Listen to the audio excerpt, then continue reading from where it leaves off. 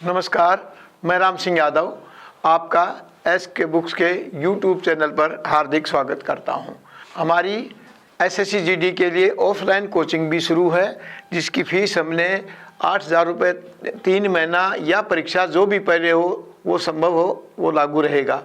यदि आपको अपने आप पर आत्मविश्वास नहीं है, आप पर विश्वास कॉन्फिडेंस पूरा नहीं है, तो हमारी चैलेंज फीस भी हमने आपके लिए रखी है, वो 12,000 रुपये है। यदि आप फर्स्ट स्टेप को क्वालिफाई नहीं कर पाते हैं तो आपको 9,000 रुपये लौटाए जाएंगे। हॉस्टल फीस 4,000 रुपये अलग से है। आप हमारे इस नंबर पर कांटेक्ट कर सकते हैं 98-120-15-967। इस पर कांटेक्ट करके आप और जानकारी ले सकते हैं इसके बारे में। आज हम बात करने वाले हैं SSC के मैथमेटिक्स के प्रतिशत के पार्ट 1 के बारे में। भिन्न में क्या था कि हर बार अलग होती थी।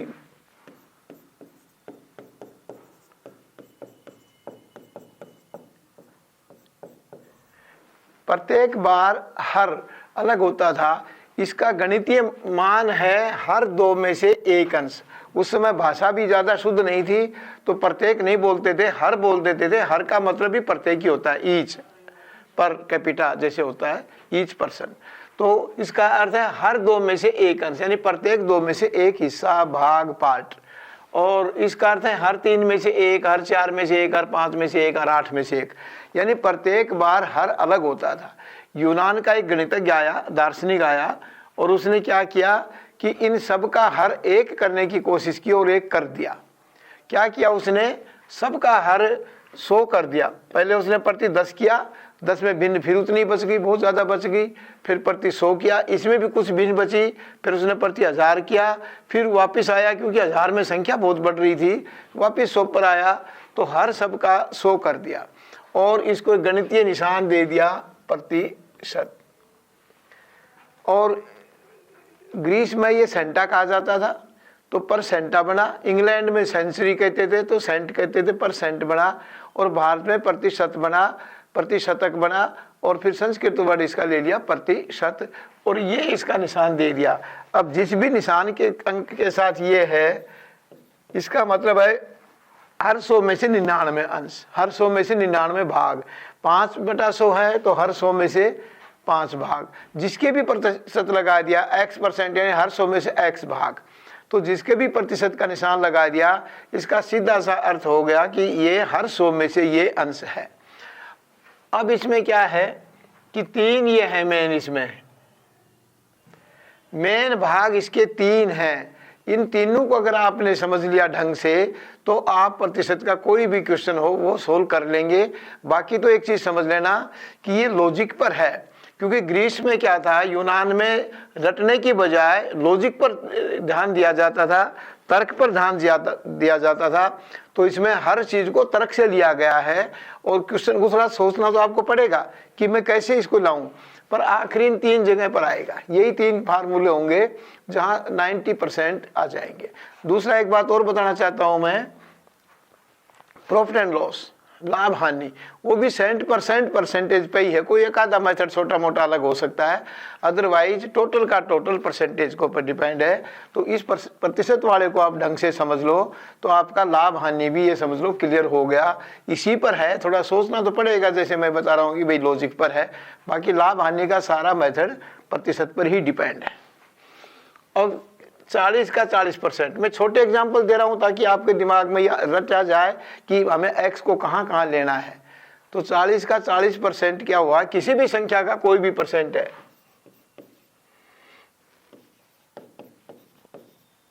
परसेंट का मैंने बताया था, जहां ये परसेंट का निशान है, इसका सीधा सा अर्थ है बटा 100, 40 का 100 अंश। अब ये का मतलब गुणा होता है, इंग्लिश में लिख देंगे 40% ऑफ 40, तो ऑफ का मतलब भी गुणा है, ये आप सभी जानते ही हैं। तो अब इसको काट दो सीधा सा, कोई अर्थ नहीं है, दोनों जीरो काट दिए, 16, यानी 40 का 40% हो गया 16। अब 40 का कितना परसेंट? 24 है। 40 का कितना परसेंट? 24 होता है। तो इसमें भी 40 का x% का मतलब x/100 बराबर 24। अब ये 40 यहाँ से इधर आ जाएगा इक्वेशन के, ये 100 यहाँ से इधर चला जाएगा, और काट दो इसको, ये हो गया 60%, यानी 40 का 60% 24 है।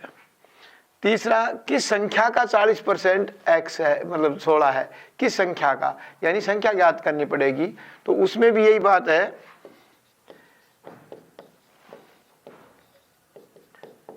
40% का मतलब मैंने अभी बताया, जहां भी परसेंट लग गया ये याद रखो कि उसका सीधा सा अर्थ है बटा 100। तो 40/100 हो गया, तो इधर आके ये 100/40 बन जाएगा। 0 से 0 काट दिया, 4 10 40, यानी यहाँ 40 का 40% 100 हो गया। यानी तीनों चीजें आप ऐसे समझ लो। दूसरी मैं इसका आसान तरीका आपको बताता हूँ, जो आप जीवन भर याद रख सकोगे, कभी बोलोगे नहीं। वो ये है कि आपके अपने अपने मैट्रिक के मार्क्स, देखिए एसएससी में मेनली जीडी वगैरह की क्लास में तो देहात के बैठते हैं, और डाटा एंट्री वगैरह में शहर के भी बैठते हैं। तो पुराना जो बोर्ड है, स्टेटों के बोर्ड हैं, वो तो अभी भी परसेंटेज के आधार पर, मार्क्स के आधार पर हैं। हाँ, सीबीएसई ने ग्रेडिंग कर दिया है। तो जहाँ के भी स्टेट के बोर्ड हैं वो अपने अपने मैट्रिक के मार्क्स, अब मैट्रिक के मार्क्स में एक चीज़ का ध्यान रखना पड़ेगा, अगर 600 का पेपर था टोटल, तो 6 का भाग दें अपने नंबर पर और शेष को छोड़ दें, ये समझ लें मेरे फुल मार्क्स इतने ही हैं। जैसे मान लीजिए किसी के 362 हैं, तो उसके ऊपर 6 का भाग देना आपको, या आगे 60, तो ये 360, दो शेष बचेंगी। तो 2 शेष बचने का मतलब ये मान लें कि मेरे 360 मार्क्स हैं। अपने मार्क्स को 6 से भाग देने वाला समझ लें, क्योंकि ये आप उल्टा करेंगे कि किस संख्या का इतना परसेंट, इतना है, कितना है, तो उसमें फिर आपको डेसिमल में परेशानी हो जाएगी। अब क्या करना है, जैसे मान लीजिए किसी स्टूडेंट के 360 नंबर हैं 600 में से, तो सबसे पहले तो परसेंटेज निकाले कि मेरे कितने परसेंट है, यानी 40 का कितना परसेंट ये है। तो यहाँ कर दिया आपने 600 का x% 360 है, परसेंटेज आ जाएगा आपका 60 आ जाएगा, क्योंकि ये बट गुणा में 100, दोनों 0 से 2 0 काट दिया, 6 से भाग दिया तो ये कट गया, 6 से भाग दिया तो ये कट गया है। तो सीधा सा अर्थ है, आप अपने मैट्रिक के मार्क्स को उल्टा सीधा 3 तरह करो कि 60 का कितना परसेंट ये है, क्या है, ये अपने आपके मार्क्स है। आपके मार्क्स जीवन भर आपके साथ रहेंगे, आपको याद रहेंगे, क्योंकि मैट्रिक की सर्टिफिकेट ऐसी सर्टिफिकेट है कि जिसपे डेट ऑफ बर्थ होती है। हमारे टाइम में तो मैट्रिक के अलावा किसी भी सर्टिफिकेट पे डेट ऑफ बर्थ होती ही नहीं थी, तो मैट्रिक की सर्टिफिकेट हमेशा साथ रहती थी। जब भी कहीं हमें फार्म भरना था, कुछ करना था, उस समय मैट्रिक की सर्टिफिकेट ज़रूरत होती थी, तो बार बार आंखों आ जाती थी। तो ध्यान रहेगा भाई, मेरे मार्क्स भी ये है। आगे चलें।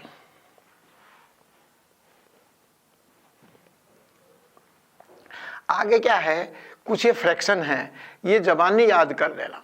जैसे 1/12 का मतलब होगा 8.33%, 1/8 का मतलब 12.5%, 1/10 का मतलब 10%, 1/4 का मतलब 25%। ये फ्रैक्शन आप याद कर लेना प्रतिशत के रूप में। ऐसा नहीं कि पेपर में भी निकाल लेंगे आप, ऐसा नहीं कि वहाँ निकाल नहीं पाएंगे। 2/5 का आप सीधा कर लेंगे गुणा में 40, गुणा में 100, क्योंकि गुणा 100 करना है, यानी किसी भी साधारण भिन्न को प्रतिशत में बदलना है तो गुणा 100 करना है, सॉरी, गुणा 100 करना है। तो 100 करने का मतलब 2 से काट दिया इसको, 50% होगा। 1/2 का मतलब 50%, ये लिखा हुआ है। तो ये आप वहाँ कर सकते हैं, ऐसा नहीं कि आप कर नहीं पाएंगे, परंतु समय लगेगा आपका। चाहे आपका 1 सेकंड भी खत्म इस काम में लगे, वो सेकंड भी आपका पेपर के लिए ज़रूरी है, और उससे अपने आप को बचाना है। आगे देखो, आगे क्या है कि ये याद कर लिया आपने। अब सीधा सा है कि गुणा 100 कर देंगे किसी भी भिन्न का, तो हम प्रतिशत में बदल लेंगे, और प्रतिशत को अगर भिन्न में बदलना है तो भाग दे देंगे 100 का, क्योंकि प्रतिशत का मतलब ही मैंने बताया कि जहां भी परसेंट लिखा गया इसका मतलब है बटा 100। 5% है तो 5/100 हो जाएगा। जो भी भिन्न है उसका बटा 100 कर देंगे तो प्रतिशत में कन्वर्ट हो जाएगा। सीधा क्वेश्चन पूछ लेते हैं, कभी कभी रेयर ही पूछते हैं, पर पूछ लेते हैं। हमने भी एक बना रखा है कि 12.5% को भिन्न में बदलो। 12.5 का मतलब 25/2 लिख दो, और गुणा में 1/100, क्योंकि बटा 100 करना है, ऊपर 0 तो लिख नहीं सकते आप। तो गुणा 100 कर दो सीधा। अब इसको काट दो, 25 चौका 100, 4 दूनी 8, 1/8, क्योंकि नीचे 4 और 2 है, ऊपर 1 है, 1/8 होगा। ऐसे बदल सकते हो। अब इस पे क्वेश्चन भी आए हुए हैं पेपर में। क्या है कि 66 सही, मतलब 66.67% किस संख्या का, किस क्षेत्र का, किस संख्या का 66.67% 15 होता है। अगर हम उसी ढंग से करेंगे, प्रतिशत वाले ढंग से, कि x का 66.6% 15 है, तो इसमें 4 फिगर का संख्या का भाग देना, ये ऑलमोस्ट 66.67 जो है, ये ऑलमोस्ट क्या है कि ये ऐसी संख्या है जिसके ऊपर आप भाग नहीं दे सकेंगे, प्राइम नंबर सा है लास्ट ऑलमोस्ट, तो इसको भाग देने में बहुत टाइम लगेगा। आपका ऐसे नहीं करना है। अब आपको ये याद रखना है कि ये अगर 2.3 का मतलब 66.66 या 66.67 भी लिख सकता है इसको, तो 2.3 तो अब इसमें क्या है कि x का किस संख्या का 2/3 भाग कितना है, 15 है। तो यह अब सीधा हो गया आपका, क्योंकि आपने सीधा कर दिया कि 2/3 भाग 15 है, तो 2/3 भाग का मतलब ये है कि आप इसको इधर ले जाएंगे, 3/2 हो जाएगा, यानी 45/2। अब 45/2 को अपन 22.5 ऐसे भी लिखा जा सकता है और वो ऐसे भी हो सकता है। ये आपको देखना है ऑप्शन में कि ऐसे लिखा है या ऐसे लिखा है। जैसे लिखा है वो कर दो, टिक मार्क करना आपको। तो अब थोड़ा सा हल्के सवाल से हार्ड की तरफ ले रहा हूं मैं। किस संख्या का 3/5 भाग उस संख्या के 40% से 40 अधिक है, संख्या बताओ। यानी किसी संख्या का 3/5 भाग उसी संख्या के 40% से 40 अधिक है, तो इसका मतलब होगा 3/5 भाग अभी मैंने बताया था 60%। आपको याद रखना है बस कि 60% हो गया। 60% कितना है, 40% से कितना अधिक है, 40, तो परसेंटेज अंतर कितना हो गया, 20, संख्या का अंतर कितना हो गया, 40। अब अपना सवाल बन गया x का 20% 40, क्योंकि 20% की वैल्यू 40 के बराबर आ गई। किस संख्या का 20% 40 है। अब परसेंट का मतलब तो बटा 100 ही हो गया, गुणा में 100/20, 20 को काटा 2 से 40, ये 200 हो गए, ये उत्तर आ गया। पर ये ध्यान रखना कि ये ज़बानी याद रख लेना इनको। और यही नहीं, मैं आपको फिर कह रहा हूँ गणित के लिए कि 25 तक की टेबल आपको ज़बानी याद करनी पड़ेगी, रटनी पड़ेगी, क्योंकि 25 तक की टेबल अगर आप रट लेंगे तो आपका कैलकुलेशन में इजी हो जाएगा, वरना आपको टाइम लगेगा। और पेपर में सब कुछ है पर टाइम नहीं आपके पास, ये ध्यान रखना। आगे क्वेश्चन है, उन्हीं टाइप पे चलेगा क्वेश्चन, तो मोस्टली बस अपने को लेना है कि उस टाइप हम कैसे लेंगे। क्या है, बीमारी की वजह से एक व्यक्ति का भार, वेट 1 महीने में 80 किलोग्राम से घटकर 64 किलोग्राम हो गया है। व्यक्ति के भार में प्रतिशत कमी क्या है। तो भार में कमी कितनी आई, 80 - 64, 16। अब अपना वही सवाल आ गया कि 16 का कितना परसेंट, 80 का कितना परसेंट 16 है। बस 80 का कितना परसेंट 16 है।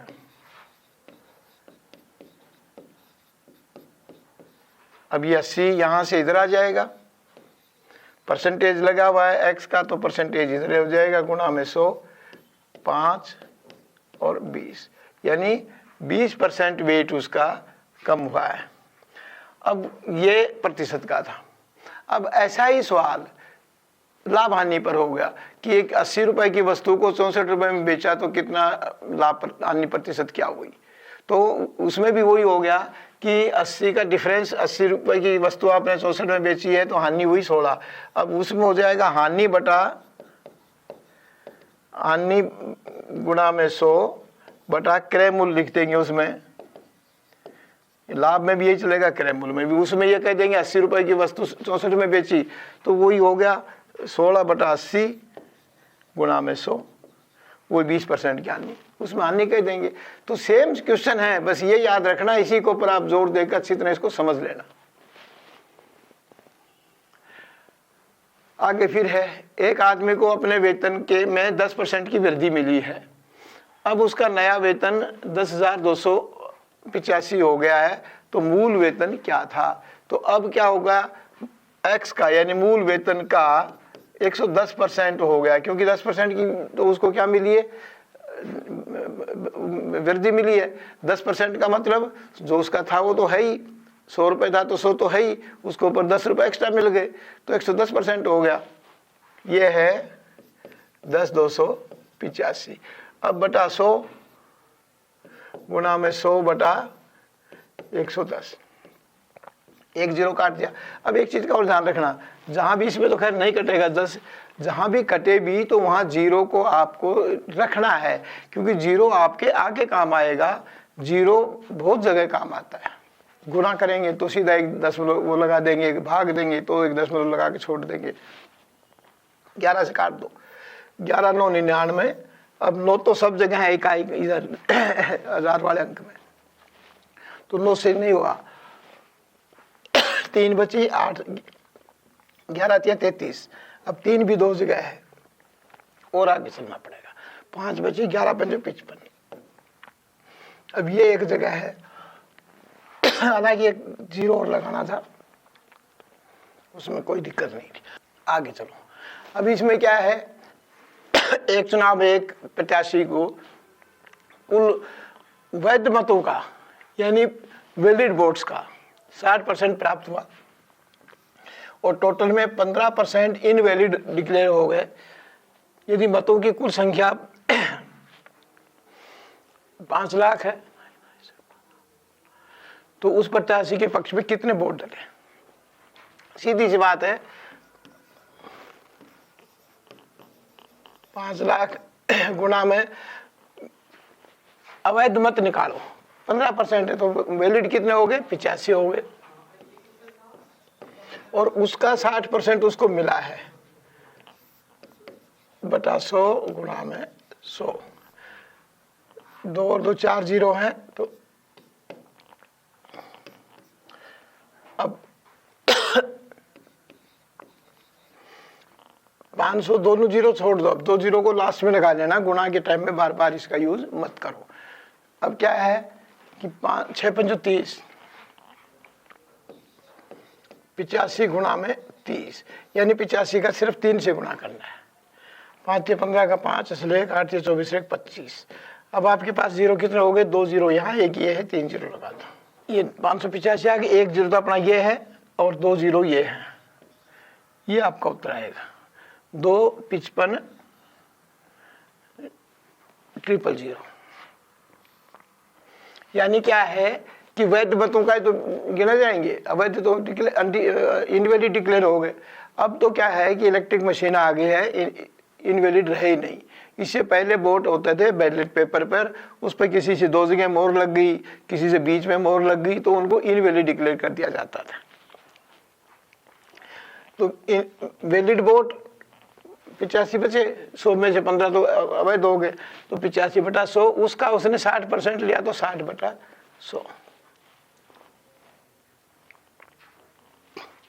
यह है यदि एक संख्या को 14 से विभाजित किया जाए, यानी 14 से भाग दिया जाए उस संख्या पर, तो वह दूसरी संख्या का 10% के बराबर हो जाती है। माना दूसरी संख्या, क्योंकि दूसरी मानेंगे दी हुई डिक्लेयर है 100, दूसरी संख्या क्या मान लिया? माने 100, तो 100 का 10% कितना हो गया? 10। ये किसके बराबर है? पहली संख्या के 14 x बटा 14, यानी पहली संख्या x है तो x का 14 बटा 100 किसके बराबर हो गया? 10 के बराबर हो गया। यानी पहली संख्या के को 14 से विभाजित किया जाए, यानी 14 का भाग दिया जाए, भाग देने का मतलब बटा कर दिया, एक जैसे 10 पे 2 का भाग दिया, 10 बटा 2 कर देंगे। अब ये 14 इधर चला जाएगा, 140। पहली कितनी दूसरी कितनी माननी? 100। पहली 140 और दूसरी 100, तो 100 का ये कितने % अधिक हो गया? 40%, क्योंकि 100 का 40% 140। तो ए यानी पहली संख्या दूसरी संख्या से कितने % अधिक है, यानी 100 का 140 बढ़ गया तो 40% अधिक है। सिंपल सा है, समझ गए होंगे आप। अब थोड़ा सा अलग फार्मूला है, छोटा सा, ये कोई ज्यादा फार्मूला नहीं है, ज्यादा तो परसेंटेज पे ही रहेगा। यानी एक का क्या है 100 इंटू एक्स, और यहाँ तो ये 100 गुणा 50 ही रहेगा। एक्स का मान है जितना प्रतिशत कम या ज़्यादा कहे वो, 10%, 5%, 20%, जो भी परसेंट का ये नाम ले वो हो गया एक्स का मान। अब यहाँ वर्ड अधिक है तो ये 100 प्लस एक्स हो जाएगा, यहाँ वर्ड कम है तो माइनस हो जाएगा। यानी अधिक का मतलब हमेशा होता है ऐड करना, जोड़ना, और कम का मतलब होता है हमेशा माइनस करना, घटाना। ये ध्यान देना। तो बटा 150, 100 जमा 50 काट दो, 3, 100 बटा 3 यानी 33/3%। बस ये सूत्र याद रख लेना, 100 इंटू एक्स। अच्छा, ये सूत्र और भी काम आएगा एक जगह।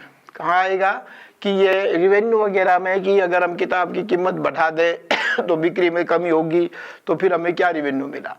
यानी कीमत तो हमने 20% बढ़ा दी और इसकी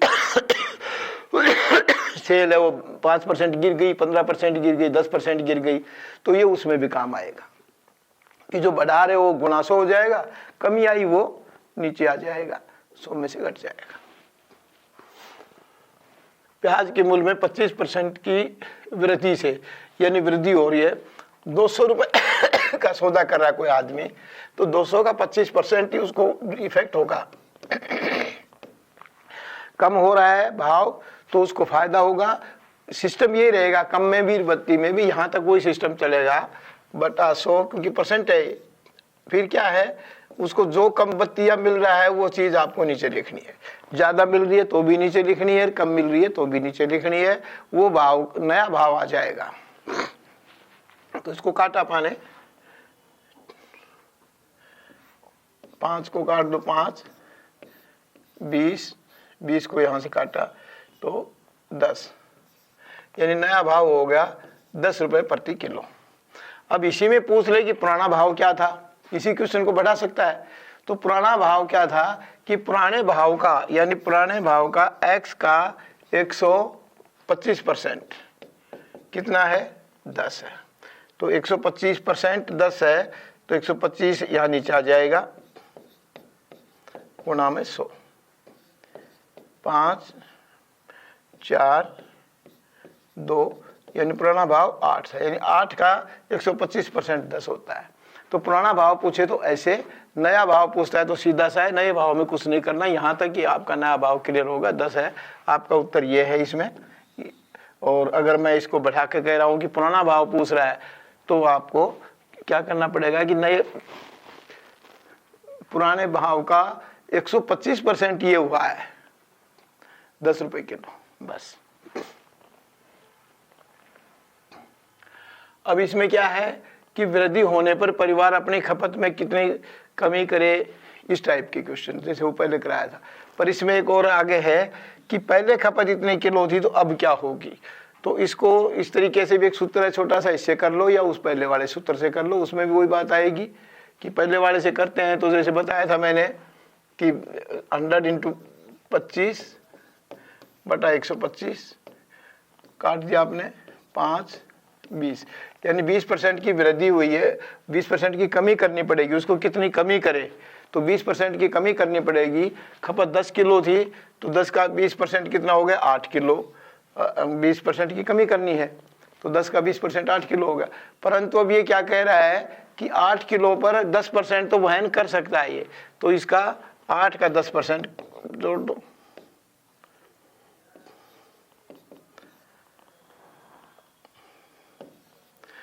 आठ का 10%, 8.8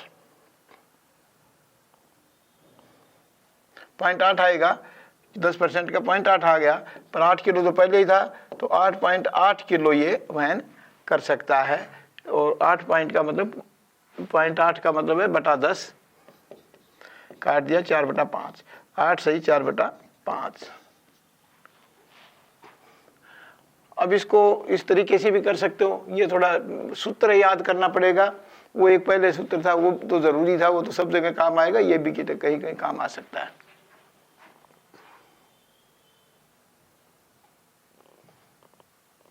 अब इसमें क्या करना पड़ेगा, वही है कि खपत कितनी है, 10 किलो है, मतलब 100 गुणा में आप जो वहन कर रहे हो वो, बटा में जो भाव में वृद्धि हुई है वो, बस।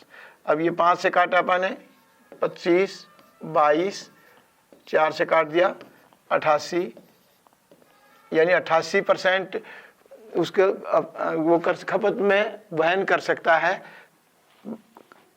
88% वहन कर सकता है। जब 10 किलो का 88% क्या होगा, बस क्योंकि 10 किलो है, 10 किलो तो कह रहा है कि खपत थी पहले।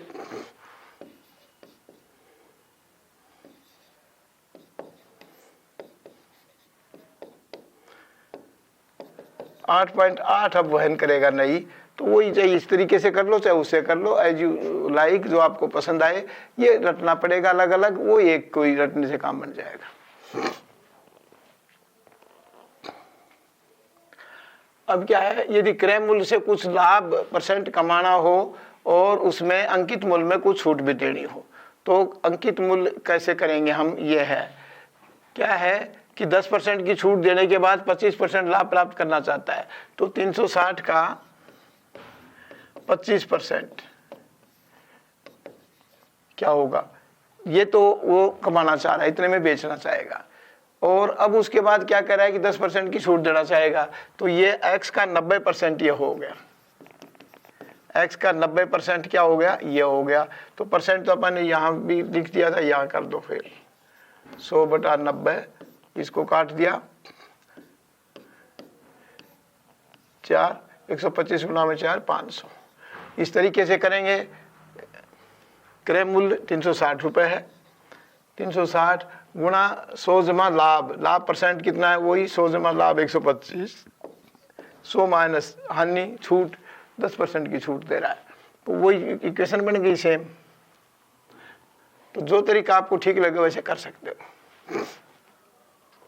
इसमें क्या है, यदि अंकित मूल्य से कुछ छूट देकर लाभ कमाना चाह रहा है तो अंकित मूल्य कितना निर्धारित करे, या अंकित मूल्य ये रख दिया है उसने, तो इसका क्रय मूल्य क्या था ये ज्ञात करना है। अब सीधी सी बात यहाँ भी वही है कि 800 में से 10% छूट देना चाह रहा है, तो 800 का 90% वो लेगा, 720 लिया। अब क्या कर रहा है, किस कंडीशन पर ले रहा है कि 20% लाभ भी तो चाह रहा है ना वो, तो x का 120%, यानी क्रय मूल्य का 120% क्या है, 720 है, तो 120 नीचे आ जाएगा गुना में 100, 0 से 0 6, 600 हो जाएगा। इस तरीके से कर लो। अंकित मूल्य 800, 100 गुना छूट 90, वही आ गया लाभ 120, ये एक साथ कर दिया, यहाँ अलग अलग कर दिया। तो आप इन दोनों तरीकों से कैसे भी कर सकते हो। परसेंटेज का जनरल मेथड रख लो कि उससे फिर छोटे मोटे मेथड तो सारे दूर हो जाएंगे, आपको याद नहीं करना पड़ेगा। ये भी उसी टाइप के ही हैं, प्रतिशत के ही। एक छात्र को परीक्षा में बैठने के लिए 221 दिनों की उपस्थिति अनिवार्य थी, जरूरी थी। छात्र 208 दिन तो उपस्थित रहा और 5% की कमी के कारण वह परीक्षा से अपात्र घोषित हो गया। तो अब सीधी सी बात क्या है कि 221 जरूरी थी, 208 उसने किया, तो डिफरेंस कितना दिन करेगा, -208, 13। अब 13 दिन किसके बराबर हो गया, 5% के, तो x का 5% 13 है, यानी कुल उपस्थिति का, कुल परीक्षा का दिनों का। तो अब इसमें क्या हो गया कि 5%, 5/100 गुणा में 100/5, 20, यानी 260 उपस्थिति उसकी टोटल थी, ये कहना चाह रहा है। अब आगे क्या है सवाल, 260 तो उपस्थिति ठीक है होगी। अब परीक्षा में बैठने के लिए कितने प्रतिशत की पूछ रहा अपने से, तो टोटल अपना दिन कितना आ गया 260, उसने अटेंड कितना दिन किया 221। अब अपना सवाल बन जाएगा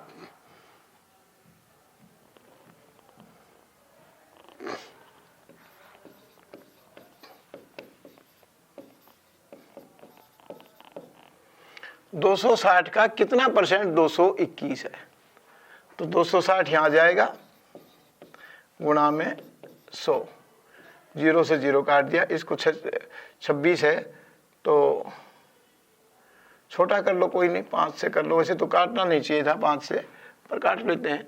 अब यहाँ 13 था कि आपके दिमाग में भाग देने का हो जाए। अब 13 एकम 13, इसको काटा तो और बच गई 9, 1, 13 सत्ती 91, 13 छक्की 91, 13 से कटा था, 13 सत्ती 91, तो 7 आ गया। अब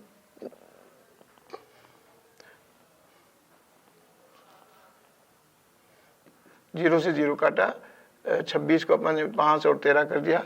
अब 13 का 13 ये 17 आएगा, 17 छक्की, इसका 13 एकम 13, 9 बची 1, 17, 17 गुणा 5 यानी 85% उसको अटेंडेंस जरूरी थी। फिर से समझ लो कि 221 दिन तो वो अटेंड किया और 208 दिन अटेंड किया, 221 दिनों की उपस्थिति जरूरी थी, मिनिमम चाहिए थी उसको। क्या कितने दिन एब्सेंट रहा वो? 13 दिन। और परसेंट की कमी क्या रही? 5% की। तो x का 5% 13 है, यानी कि संख्या का 5% 13 है। तो आ गया आपका 260 आ गया। अब 260 उपस्थिति टोटल थी, तो 260 में 21 दिन तो उसने उपस्थित रहा, तो 260 का कितना परसेंट? 221 है, ये आपको करना है। तो ये 260 यहाँ से उठ के यहाँ जाएगा। अब इनको काट दो, ये 17 से कट गया और ये 5 रहेगा।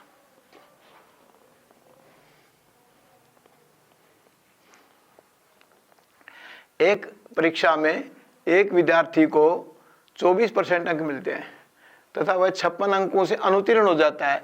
24% तो ले रहा है और 56 अंकों से फेल हो गया।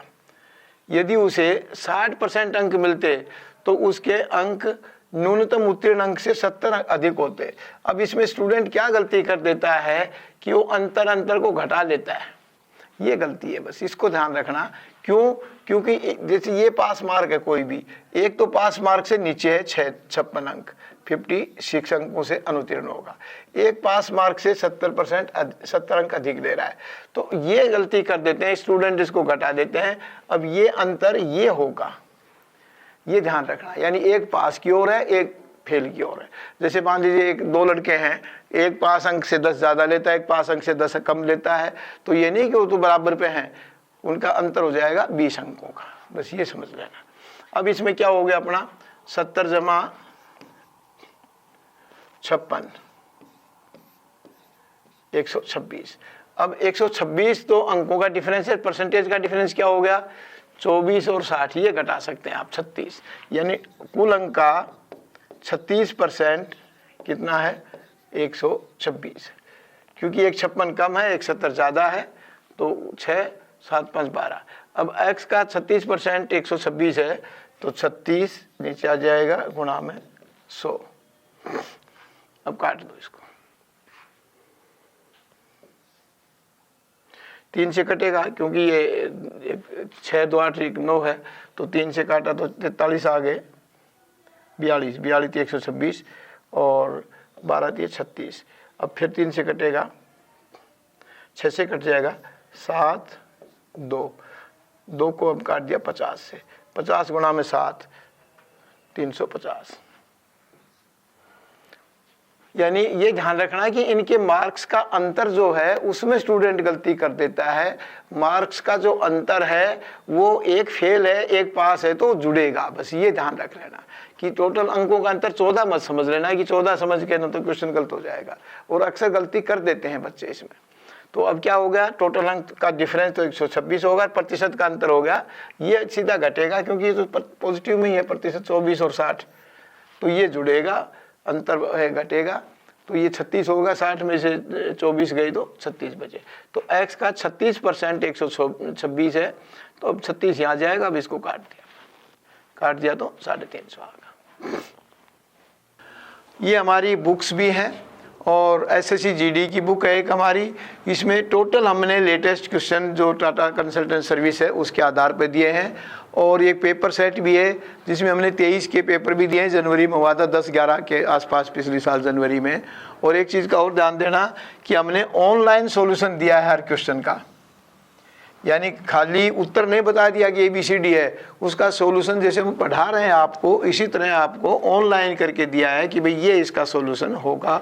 तो ऑनलाइन में आप उसको स्कैन कर लें गूगल पर जाकर, और स्कैन करते ही आपका वीडियो उसमें आ जाएगा, जो भी हमारा टीचर पढ़ा रहा होगा सवाल को।